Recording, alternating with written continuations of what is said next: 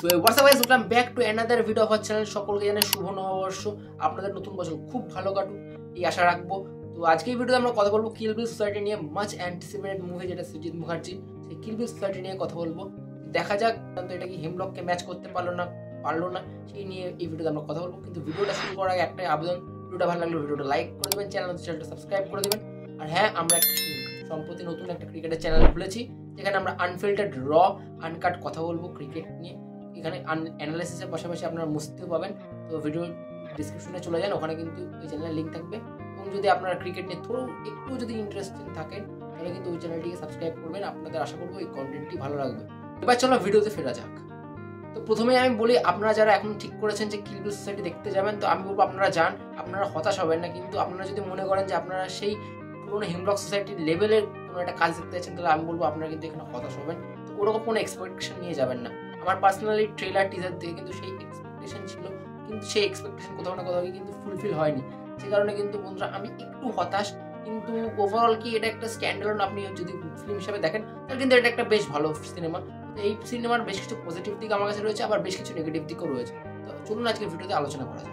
এই কিল বিল সোসাইটির আমি যদি প্রথম পজিটিভ দিক নিয়ে আলোচনা করি, তো প্রথম পজিটিভ দিক বন্ধুরা এখানে অ্যাক্টিং। বন্ধুরা এখানে পরমব্রত বলি, কৌশানী বলি এবং বিশ্বনাথ বাবু বলি এবং তিনজন ছাড়াও আরও যারা সাপোর্টিং কাস্টে রয়েছেন তারা কিন্তু বেশ ভালো অভিনয় করেছে এবং প্রত্যেকেই কিন্তু নিজের জায়গায় 200% দিয়েছে এবং সেটা ওয়ার্কও করেছে। সুতরাং পারফরমেন্স নিয়ে কিন্তু কারোর কোনো রকম অভিযোগ থাকার কথা না এবং প্রত্যেকেই কিন্তু নিজের 200% দিয়ে ভালো কাজ করেছে এবং ডিরেক্টর যেরকম চেয়েছেন সেরকমই কিন্তু অভিনয় করেছে।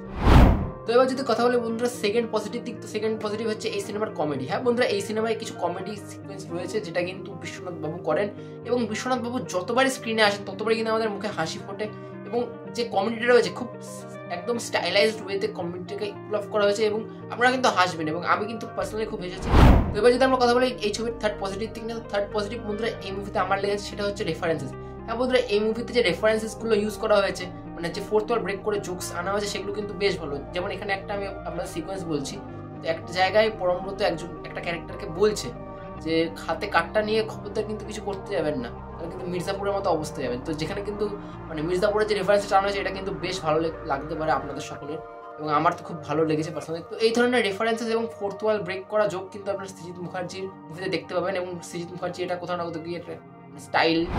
তো বন্ধুরা এই ছিল এই ছবির পজিটিভ দিক। এবার যদি আমি কথা বলি এই ছবির নেগেটিভ দিক নিয়ে, তো দেখুন বন্ধুরা প্রথমেই আমার নেগেটিভ যেটা লেগেছে সেটা হচ্ছে বন্ধুরা এই ছবির গানগুলো।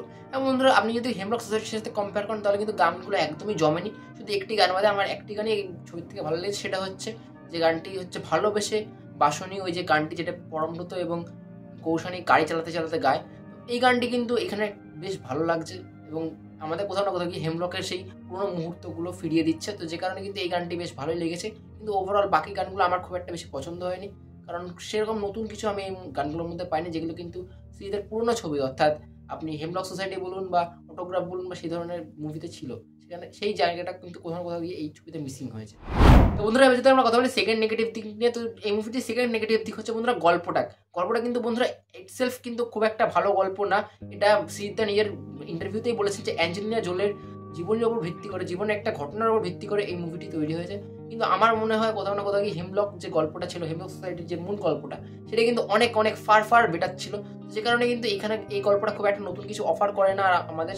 বন্ধুরা যদি আমরা কথা বলি ছবি থার্ড নেগেটিভ দিক, তো সেটা হচ্ছে বন্ধুরা এই ছবির সেকেন্ড হাফ। এবং ছবির সেকেন্ড হাফটা যেভাবে আসে এবং তারপর থেকে সেকেন্ড হাফ আসার পর থেকে আপনারা কিন্তু একটু বোর ফিল হওয়া শুরু হবে। আর কিছু জায়গায় কিন্তু এতটা এলঙ্গেট করা হয়েছে যে আপনাদের মনে হবে যে এটা না করলেও চলতো। তো কোথাও না কোথাও ছবিটা আর একটু যদি ছোট হতো, একটু সাটেল হতো, তাহলে কিন্তু আরও আমাদের এঙ্গেজিং লাগতো এবং আরও ভালো লাগতো। কিন্তু কোথাও না কোথাও গিয়ে স্ক্রিন প্লে এখানে একটু দোষ থাকতে পারে, কারণ স্ক্রিন প্লেটা খুবই একটা সময় পর গিয়ে অনেকটা পড়ে যায়, যে কারণে কিন্তু আমরা ঠিকভাবে জিনিসটার সাথে কানেক্ট করতে পারি না। এবং হেমলক সোসাইটি দেখার পর আমাদের যে রেসটা ছিল, সেই রেসটা কিন্তু কোথাও না কোথাও গিয়ে কিল বিল সোসাইটি দেখার পর আমাদের কাছে মধ্যে আর নেই।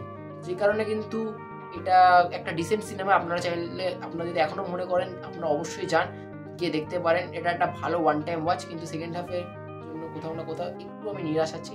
আদারওয়াইজ এখানে সেকেন্ড হাফে কমেডিও ঠিকমতো ওয়ার্ক করেনি আমার জন্য।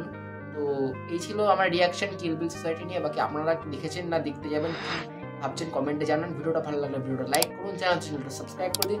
দেখা হচ্ছে পরের ভিডিওতে। Till then bye bye, love you all.